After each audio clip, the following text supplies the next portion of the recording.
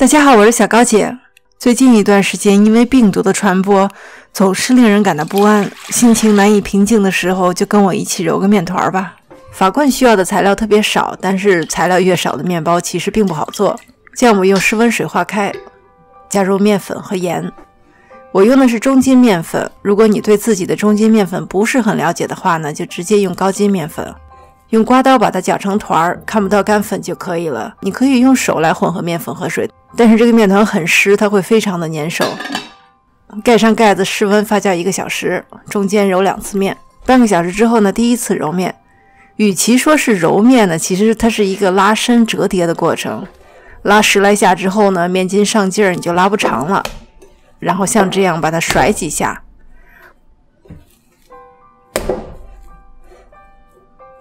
光面出来了，这个拉伸折叠的操作很快，半分钟就可以完成了。再过半个小时，同样的方法再操作一遍。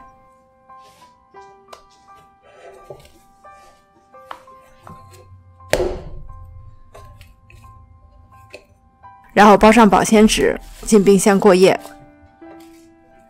第二天，面团发了2到3倍大。手上沾一点干面粉，刚好鼓起来了一个大泡啊！这个大泡泡呢，其实在告诉你，发酵结束之后，面筋的状态已经很好了。它竟然可以像气球一样被吹起来。打开气泡看看，里面的面团是很湿的，是这样的一个网络结构，而它呢，最终会成为法棍的内部结构。面团取出来，4等分。小面团的切面是很湿的，把切面包在里面，外面拉出一个光面。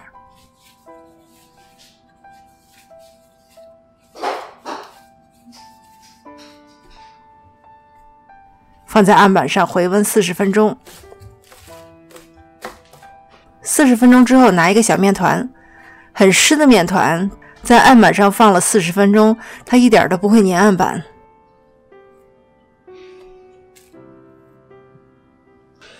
光面朝下，用手指头轻轻地按扁，然后卷起来，这样可以使面团里保留更多的气泡。当然，你用手掌压它封口也可以。中间先按下去，然后用手把它搓长。它会回缩，你能搓多长就搓多长，然后操作下一个。4个都做好了，拿起第一个，把它搓到你想要的长短。这个长短跟你烤箱的大小有直接的关系。如果回缩的厉害呢，可以再松弛5分钟。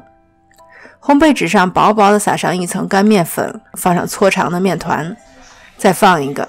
烘焙纸从中间提起来，让面团在烘焙纸的隔断中最后发酵40分钟。我家的室温是21摄氏度，如果你家温度高的话呢，要缩短最后发酵的时间。这个时候准备预热烤箱了。拿你家最破最旧的一个烤盘，放一些小石头，没有石头也不要紧，直接用烤盘就可以。开最高温度预热烤箱，我家烤箱是550华氏度285摄氏度。40分钟之后呢，把纸剪开，烤箱一次烤2个。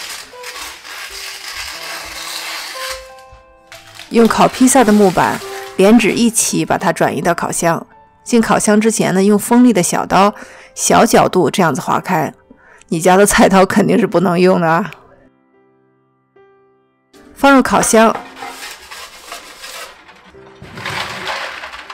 石头上倒入开水，注意不要溅到烤箱门上的玻璃，玻璃遇到水会裂的。烤10到12分钟出炉。加入蒸汽的烤法不仅让面包表面非常的酥，非常的脆，而且让它的颜色非常的漂亮。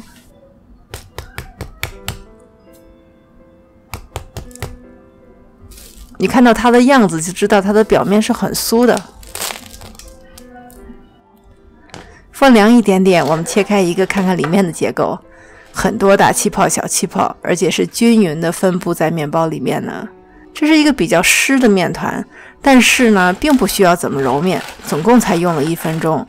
我们要合理巧妙地利用时间，从而帮助我们完成这个面包的制作。说到底，时间才是这个面包最重要的一味调料。谢谢大家收看，我是小高姐，我们下期再见。